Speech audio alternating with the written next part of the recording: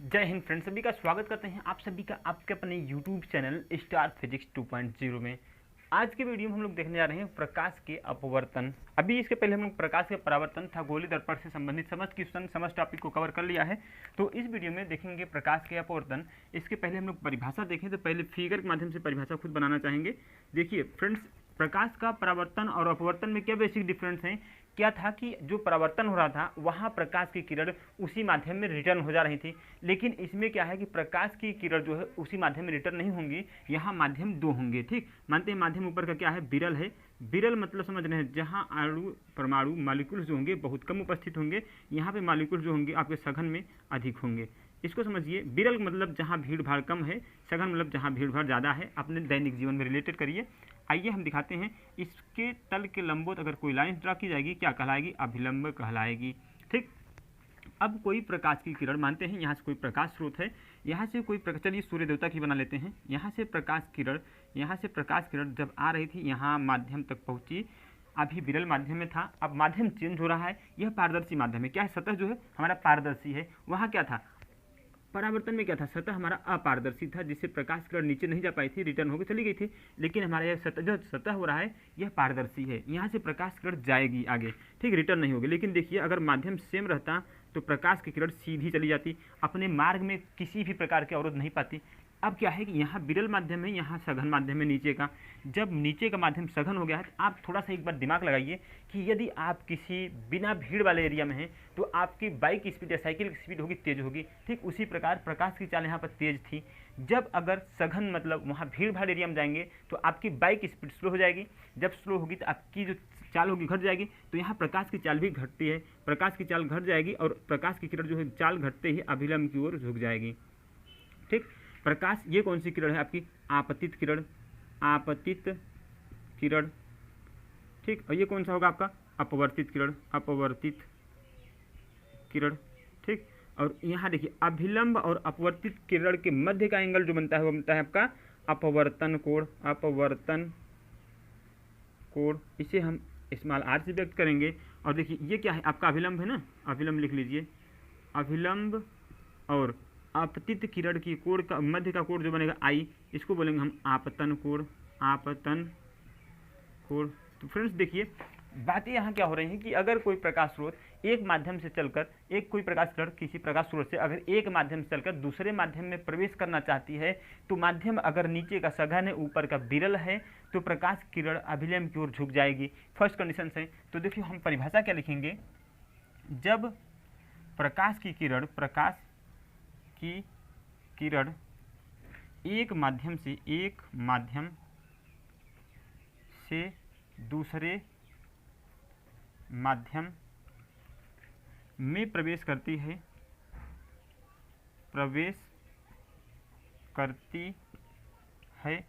तो वह अपने पथ से विचलित हो जाती है।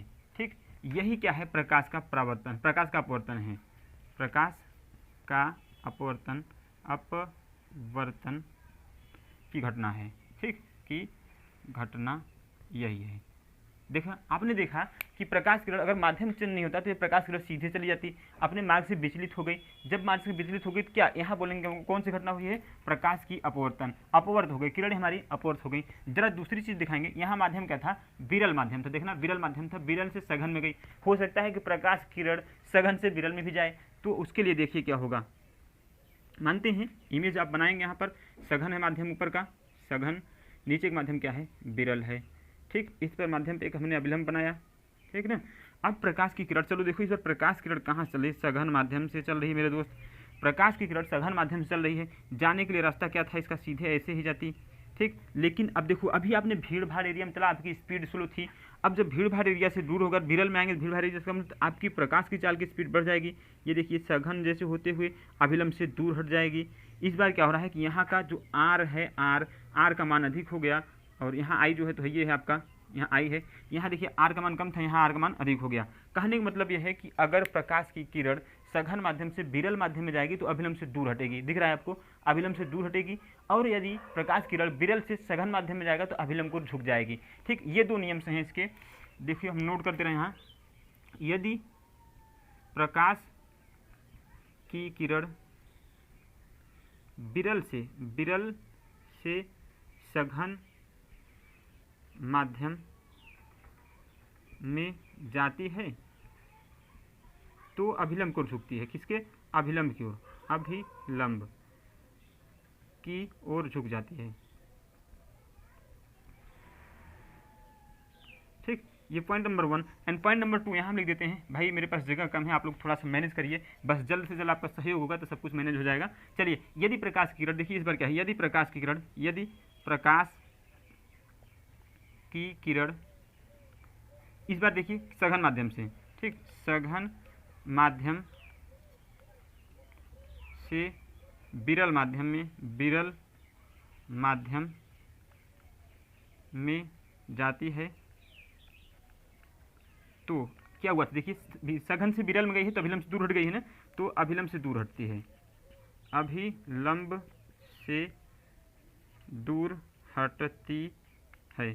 तो प्रकाश के परावर्तन है फ्रेंड्स, देखिए आपने देख चुका है प्रकाश के परावर्तन है। आप चाहे तो इसका इमेज स्क्रीनशॉट ले लीजिए। उसके बाद हम प्रकाश के अपवर्तन है, उसके बाद प्रकाश के अपवर्तन के नियम हम दिखाते हैं आपको, प्रकाश के अपवर्तन के। तो फ्रेंड्स अगला हेडिंग होगा प्रकाश के अपवर्तन के नियम। आप मेरे साथ केवल बनिए, हम आपको फिजिक्स रटवाएंगे नहीं, आपको फिजिक्स पूरा दिखाएंगे कि होता क्या है फिजिक्स। बहुत आनंद आएगा फिजिक्स पढ़ने में, फिजिक्स जैसा इंटरेस्टिंग सब्जेक्ट कोई होगा ही नहीं आपके लिए। चलिए देखिए, हमने प्रकाश के अपवर्तन के नियम देखा। अभी ये किरण कौन थी हमारी? थी आपतित किरण थी भैया। ये कौन सी किरण थी? आपतित किरण थी। अगर माध्यम मानते हैं ये नीचे का सघन है तो अपवर्तित हो रहे थे, किधर झुक रहे थे? अभिलंब को झुक रहे। आपने अभी देखा ये आर था, ये क्या था? आई था। ये क्या था? अभिलंब था। ये क्या था? अभिलंब था। ये कौन सी? आपतित किरण, आपतित किरण, ठीक। और ये कौन सी किरण है? अपवर्तित किरण, अपवर्तित किरण। यहाँ जहाँ पे है इसको कहेंगे आपतन बिंदु, आपतन बिंदु। तो देखिए अपवर्तन के दो नियम हैं। सबसे पहला नियम जो है वो देखिए इसी फिगर से बनेगा। देखिए आपतित किरण, अपवर्तित किरण तथा अभिलंब तीनों एक ही बिंदु पर स्थित हैं। दिख रहा है आपको? आपतित किरण, अपवर्तित किरण तथा अभिलंब तीनों एक ही बिंदु यानी आपतन बिंदु पर उपस्थित हैं। बस पहली परिभाषा आपका यही से है।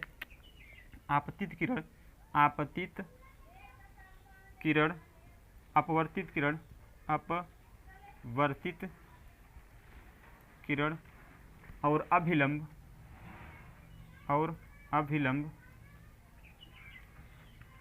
तीनों एक ही तल आपतन बिंदु पर स्थित हैं, आपतन बिंदु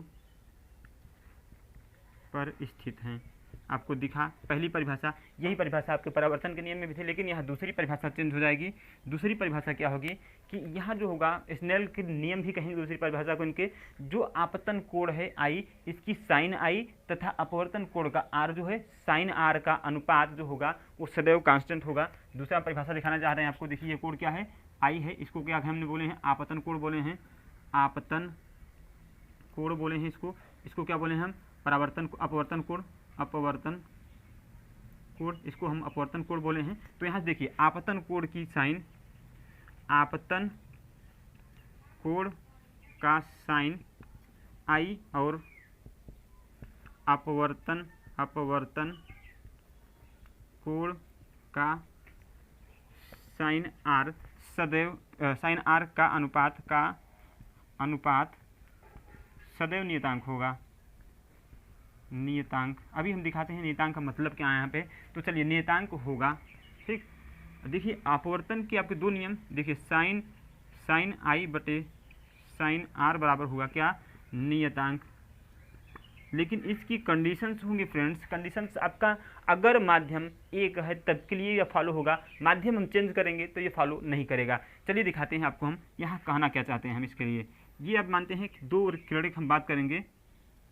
देखिए अगर हम मानते हैं माध्यम हमारा क्या है? ये विरल है माध्यम ऊपर का, ठीक। और ये नीचे का माध्यम क्या है? सघन है। आइए अब हमने प्रकाश किरण माना, ये कौन सा किरण होगा हमारी आने वाली प्रकाश किरण? इसको आपतित किरण कहेंगे। आप अच्छी तरह जान चुके हैं, आपतित किरण मान लीजिए इसको।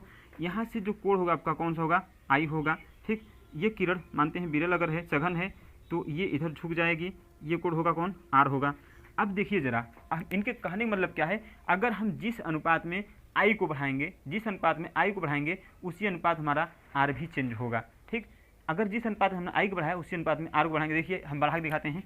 यहाँ मानते हैं अगर यही कोण हमारा, यही कोण बढ़ के आई बराबर कुछ ऐसे हो चुका है। देखिए इस बार प्रकाश की किरण हमारी, देखिए ये फैल गया ना, ये फैला तो भाई अपवर्तित किरण भी तो कुछ फैलेगी, अपवर्तित किरण भी तो कुछ फैलेगी। देखिए इस बार हमारा आर बढ़ गया, आई बढ़ाया हमने तो आर भी बढ़ गया। ठीक, तो स्नेल के नियम के अनुसार कि भाई कोई भी प्रकाश किरण है, अगर उसका आपतन कोण का साइन और अपवर्तन कोण का साइन आर जो है का अनुपात जो है सदैव नियतांक होता है। तो ये थे अपवर्तन के नियम।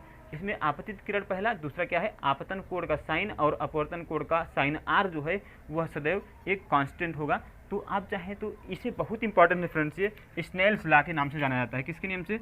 स्नेल का नियम, स्नेल का नियम। यह दूसरा नियम जो है स्नेल के नियम को फॉलो करता है। आपसे एग्जाम में पूछा जाता है, डायरेक्ट 5 नंबर क्वेश्चन देता है कि स्नेल के नियम को परिभाषित करें, उसके बाद आप फिगर ड्रा कर दीजिए और ये भी फिगर ड्रा कर दीजिए। वहाँ पे आपको 5 नंबर में 5 नंबर मिल जाएगा का राइटिंग अगर अच्छे ढंग से बना है तो चलिए इसको आप स्क्रीनशॉट ले लीजिए। उसके बाद हम लिखेंगे कि अपवर्तनांक क्या होता है और अपवर्तनांक तथा प्रकाश के चाल में संबंध अपना अगला हेडिंग होगा। बहुत ही इंपॉर्टेंट है अपवर्तनांक, लोग बहुत गलत करते हैं। अपवर्तनांक से बहुत ही अच्छे क्वेश्चन बनते हैं। अगर आप वन एग्जाम तैयारी करते हैं वहाँ भी, और आपके क्लास 10th में अपवर्तनांक से बहुत अच्छे क्वेश्चन बनते हैं। अपवर्तनांक क्या होता है कि यह दो माध्यम जो हैं, दो माध्यमों के अनुपात को व्यक्त करता है। देखिए हम आपको दिखाना चाहेंगे कि अपवर्तनांक होता क्या है। देखिए अगर हम मानते हैं कि माध्यम कोई सघन है, ये देखो यहाँ का मानते हैं माध्यम क्या है, सघन है, और इधर का माध्यम क्या है, विरल है।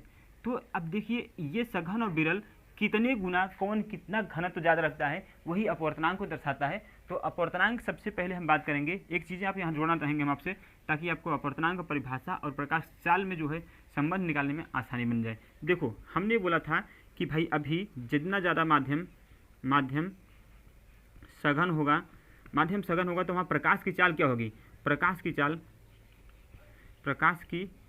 क्या होगा, कम होगा। ठीक, माध्यम सघन, प्रकाश की चाल कम। तो एक चीज़ और ध्यान दीजिए, अगर जिसका जितना अपवर्तनांक होगा, ठीक, जिसका माध्यम सघन होगा उसका अपवर्तनांक भी अधिक होगा, अपवर्तनांक अधिक होगा। ठीक, माध्यम अगर सघन है तो उसका अपवर्तनांक अधिक है। आप जानते हैं सबसे अधिक अपवर्तनांक आपका 2.4 हीरा का होता है, हीरा जिसमें प्रकाश की चाल सबसे कम होती है, आप ये भी जानते हैं अच्छी तरह से। तो आपको दिखा एक चीज़ यहाँ से कि भाई अगर जिसका माध्यम जो है सघन है उसमें प्रकाश की चाल क्या होगी, कम होगी। चलिए देखिए हमने आपसे बताया कि माध्यम अगर म्यू1 अगर अधिक है तो प्रकाश की चाल क्या हो रही है, कम हो रही है। समझ रहे हैं? देखिए माध्यम अगर सघन है तो उसका अपवर्तनांक अधिक है, अगर अपवर्तनांक अधिक है तो प्रकाश की चाल क्या हो रही है, कम हो रही है। तो देखिए यहीं अगर हम बात करते हैं म्यू1, अपवर्तनांक का मान अधिक है तो प्रकाश चाल कम है। आपको दिख रहा है ये उल्टा संबंध, अगर ये अधिक है तो ये कम है। हम लिखेंगे mu is inversely proportional to 1/v। दिख रहा है आपको? अपवर्तनांक और प्रकाश की चाल में व्युत्क्रम संबंध है, mu is inversely proportional 1/v। ठीक है, अब इसको दिखाएं। हम मानते हैं माध्यम, दो माध्यम से कंपेयर करके दिखाते हैं कि कैसे बनेगा। चलो मानते हैं कोई माध्यम 1 है जिसका अपवर्तनांक म्यू1 है। ठीक, माध्यम 1 का अपवर्तनांक क्या है, म्यू1 है, और माध्यम 1 में जो है वेग क्या होगा, v1 होगा। माध्यम 1 के लिए जो चाल होगी v1 होगी। माध्यम 2 लेते हैं, इसकी जो चाल होगी क्या होगी, v2 होगी। आप ध्यान दीजिए अगर हम बात करेंगे तो म्यू1 में जो प्रकाश चाल होगी 1/v1 होगी, क्योंकि व्युत्क्रम संबंध है जानते हैं। तो म्यू2 में जो प्रकाश चाल होगी वो क्या होगी, 1/v2 होगी। इसको मानते हैं इक्वेशन 1, इसको मानते हैं इक्वेशन 2। चलो इक्वेशन 1 और इक्वेशन 2 को सॉल्व कर लेते हैं। इक्वेशन 1/2, समीकरण 1 और समीकरण 2 में भाग देते हैं। म्यू1/म्यू2 बराबर 1/v1/1/v2। ठीक, देखना जरा, म्यू1/म्यू2 बराबर v2/v1 हो जाएगा, किसी कोई दिक्कत नहीं है। हम इसको ऐसे लिख सकते हैं, म्यू2/म्यू1 यहाँ चेंज कर देंगे v1/v2। ठीक, अब अगर हम चाहें तो ऐसे लिख सकते हैं इसको 1μ2। इसका मतलब क्या है, जरा इसको देखिएगा, v1/v2। अब हम आपसे जो बोलने जा रहे हैं कि प्रकाश की चाल और अपवर्तनांक में संबंध, यहाँ देखो माध्यम 2 का 1 के सापेक्ष जो अपवर्तनांक है इसे बोला जाएगा, क्या बोला जाएगा, माध्यम 2 का 1 के सापेक्ष अपवर्तनांक।